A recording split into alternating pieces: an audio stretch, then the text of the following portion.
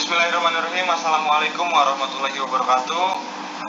Perkenalkan, di sini saya Marsandi Akbar sebagai moderator dari kelompok 4 yang ingin mempresentasikan pelajaran atau mata kuliah bahasa Indonesia, yaitu konsep bahasa, fungsi bahasa, dan sifat bahasa.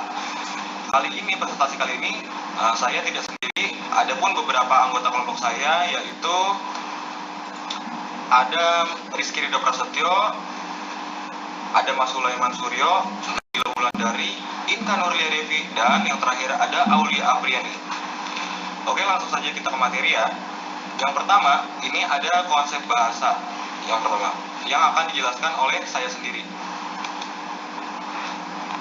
Bahasa adalah sarana komunikasi antar anggota masyarakat dalam menyampaikan ide dan perasaan secara lisan atau tertulis. Kaidah bahasa dalam sistem tersebut mencakup beberapa hal berikut ini. Yang pertama, ada sistem lambang yang bermakna dapat dipahami dengan baik oleh masyarakatnya. Yang kedua, berdasarkan kesepakatan masyarakat pemakainya, sistem bahasa itu bersifat konvensional. Nah, dalam hal ini bersifat konvensional itu artinya luas ya, universal, dan tidak dipakai oleh hanya kalangan tertentu atau satu kelompok tertentu. Jadi cakupannya ini sangat luas. Yang nomor satu ini sifat lambang bermakna dan dapat dipahami. Contoh kecilnya seperti lampu merah. Jika misalnya dia berwarna merah, pasti kita tahu kita harus berhenti di marka jalan yang sudah disediakan tersebut ya. Karena itu adalah lambang yang dapat dipahami oleh masyarakat sekitar dengan berdasarkan kesepakatan masyarakat. Jadi secara universal masyarakat sudah sepakat dalam lambang tersebut. Yang ketiga, lambang sebagai huruf bersifat mana suka atau kesepakatan pemakainya. Yang keempat, sistem lambang yang terbatas, yaitu A sampai Z. Itu terdapat 26 huruf, mampu menghasilkan kata, bentukan kata, frasa, klausa, dan kalimat yang tidak terbatas dan sangat produktif.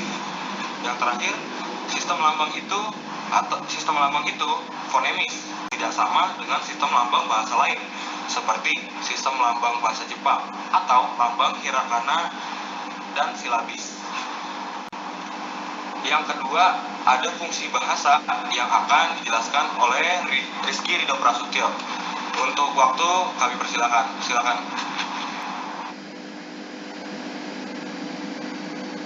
Iya, jadi yang kedua adalah fungsi bahasa. Secara sederhana, bahasa diartikan sebagai alat untuk menyampaikan sesuatu yang terlintas dalam hati. Definisi lainnya adalah bahasa merupakan alat untuk berinteraksi, berkomunikasi, dan menyampaikan pikiran, gagasan, konsep, atau perasaan. Fungsi bahasa yang utama dan pertama sudah terlihat dalam konsepsi bahasa di atas, yaitu fungsi komunikasi dalam bahasa berlaku bagi semua bahasa, apapun dan dimanapun. Lanjut. Dalam berbagai literatur bahasa, ahli bahasa atau linguis bersepakat dengan fungsi-fungsi bahasa, yaitu sebagai berikut. Yang pertama ada fungsi ekspresi dalam bahasa. Sebagai alat ekspresi, bahasa dipergunakan sebagai alat untuk menyatakan dirinya sendiri. Yang kedua ada fungsi komunikasi dalam bahasa. Fungsi komunikasi dalam berbahasa merupakan akibat ekspresi diri manusia. Komunikasi bahasa dapat dilakukan lisan maupun tulisan. Yang ketiga ada fungsi adaptasi dan integrasi dalam bahasa.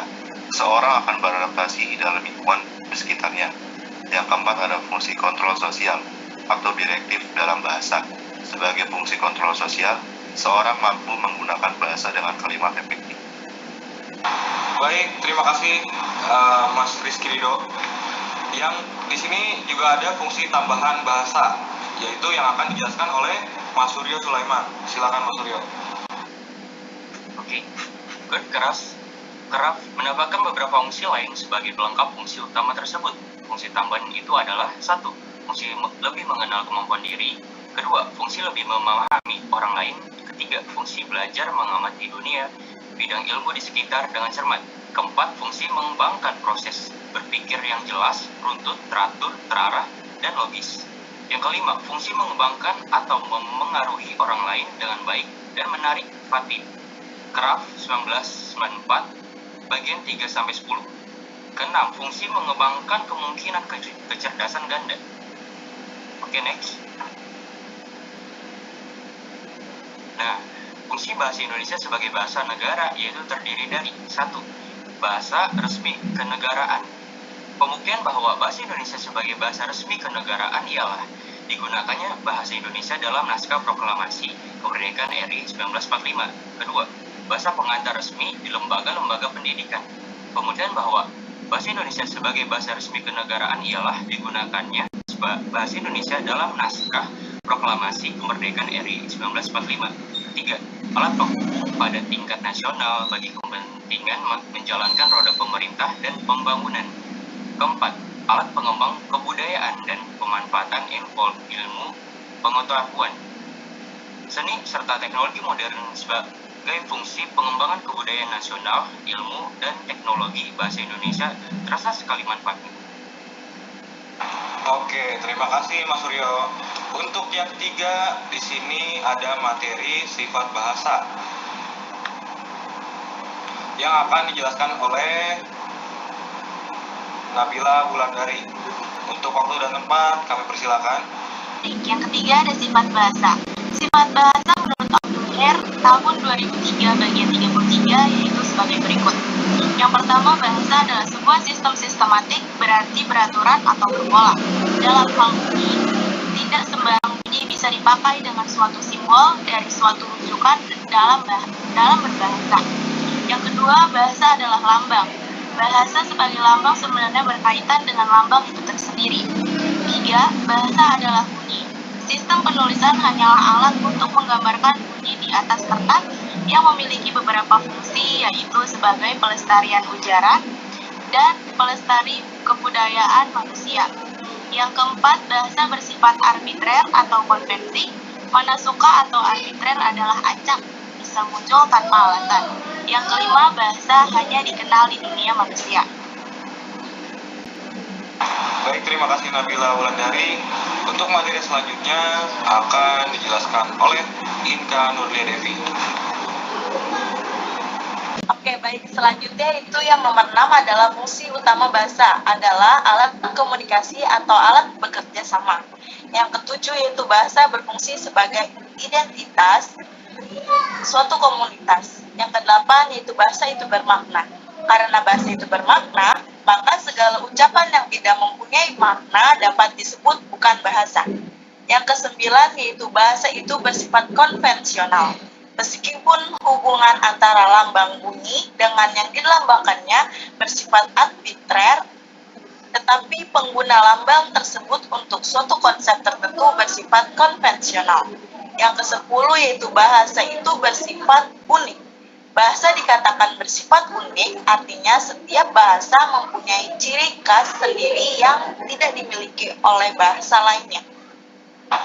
Oke, terima kasih untuk Inka Nurlia Devi. Materi selanjutnya itu akan dijelaskan oleh Aulia Apriani.